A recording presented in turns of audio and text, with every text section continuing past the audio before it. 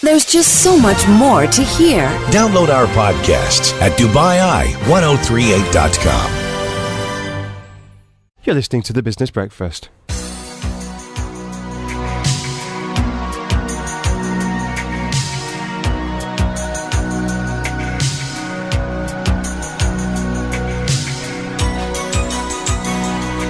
Drive by the Cars, mid-80s synth pop classic heralds the arrival of the aforementioned Bill Carter, Acting General Manager of Autodata Middle East. Morning, Bill. Good morning, Richard. Let's talk about the auto industry, looking back on 2017, and it was looking like another annus horribilis for the UAE auto industry, just as 2016 had been. But actually, the last 2 or 3 months of this year, we've turned a bit of a corner. What's the story? Yeah, it's really, really bizarre that the year started off very strangely. In the first couple of weeks of January, we were getting calls saying, oh, the showroom traffic's gone through the roof, we're in for a record year. And we're saying, we don't quite understand this. By the time we got to the end of January, it all fell off a cliff and people started to panic. And it got to the stage where we got to the halfway point and the UAE New Car Market was down about 27% on 2016. Which itself was a terrible year. It was, yeah. But, we ended up last year down about 25%. So, we were looking at over 50% in 2 years, which is horrendous. But it wasn't only the UAE, the whole GCC was suffering. In reality, it's been punching far above its weight for far too long, and it's not a downturn, it's actually a correction. And what we're seeing now, we're classing as the new normal. What happened then was, people started to announce that, the introduction of VAT, and we believe what has happened is the UAE has recovered faster than the rest of the GCC.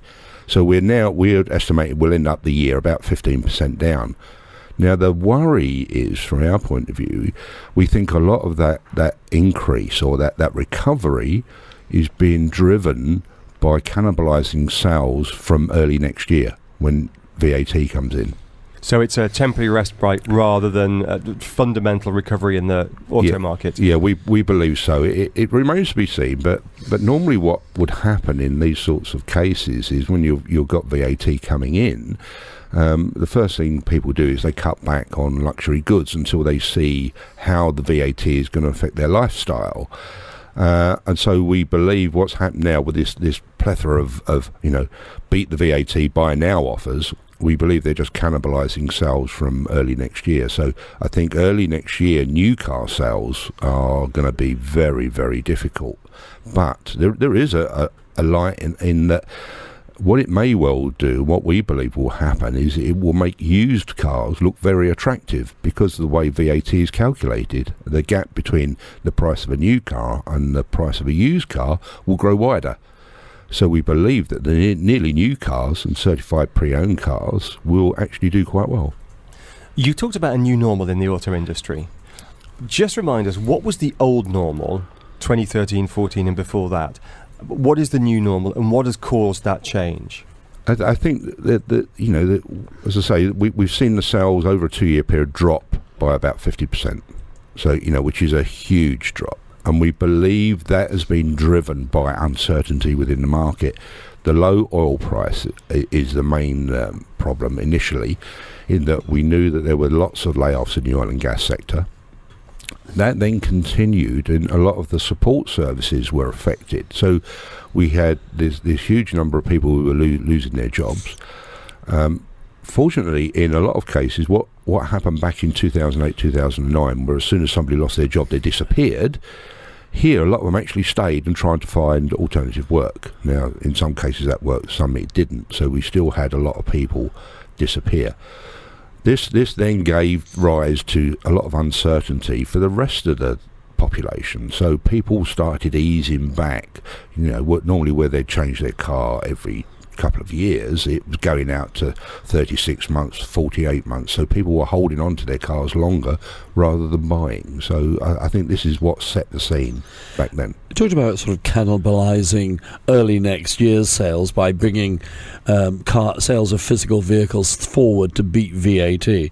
But I mean, car agents, if you like, their revenue is based on a lot more than just the sales of a unit, isn't it? Oh yeah, because you've got services and everything else. Yep. And I mean, when I look along the Sheikh Zayed Road and see the deals that are out there with sort of free servicing, free finance, free this, free the other, for the next 5 years, 100,000, 150,000 kilometres.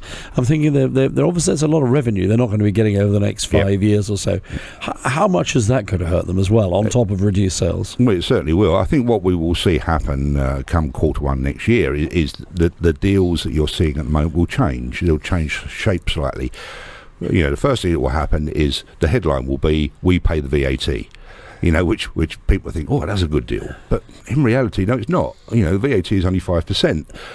Typically, you're getting you're probably getting over double that with some of the deals that are on now, with the free servicing, extended warranty, free tinting, hot and cold flush doors, free apartment.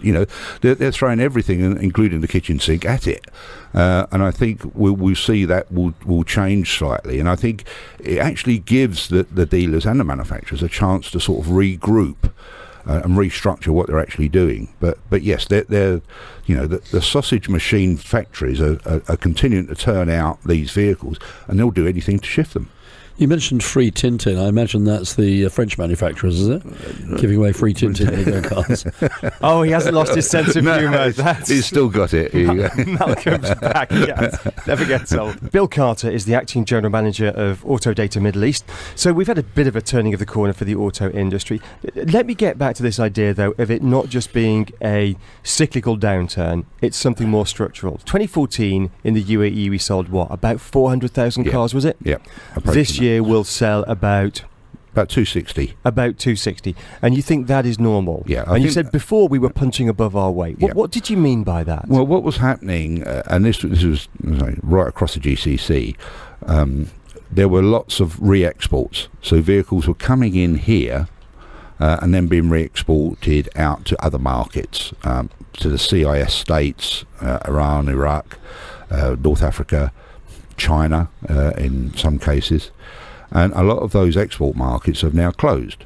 So consequently, why have they closed? What changed? In some cases it's legislation. In some cases it's the manufacturers have put a block on the dealers supplying new cars outside of their region as part of their franchise agreement.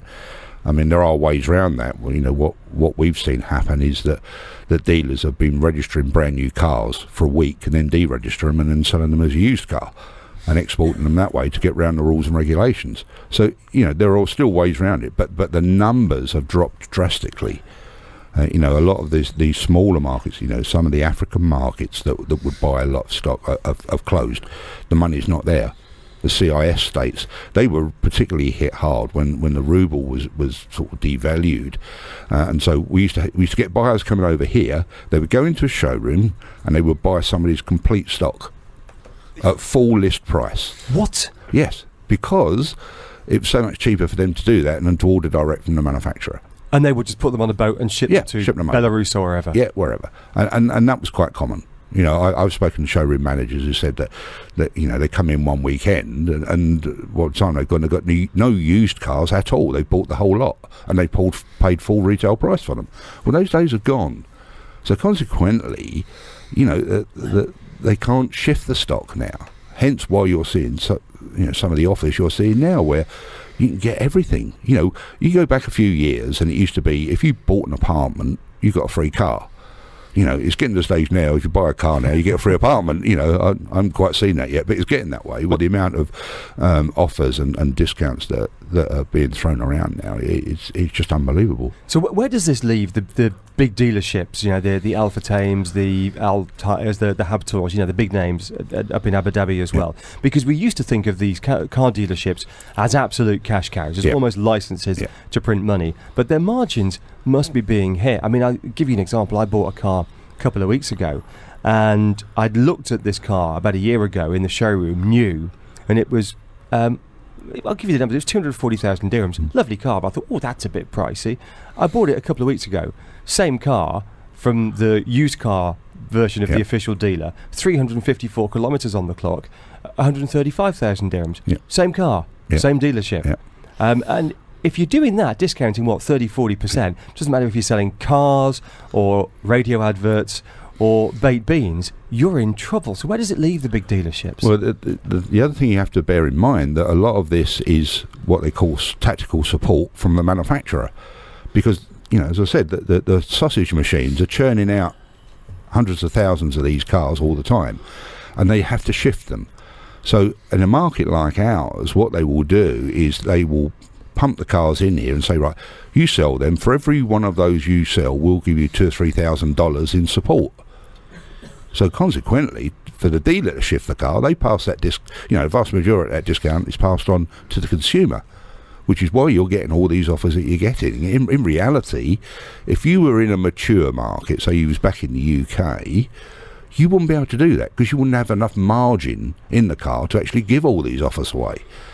Here they've got the margin, and they're also getting support from the manufacturers.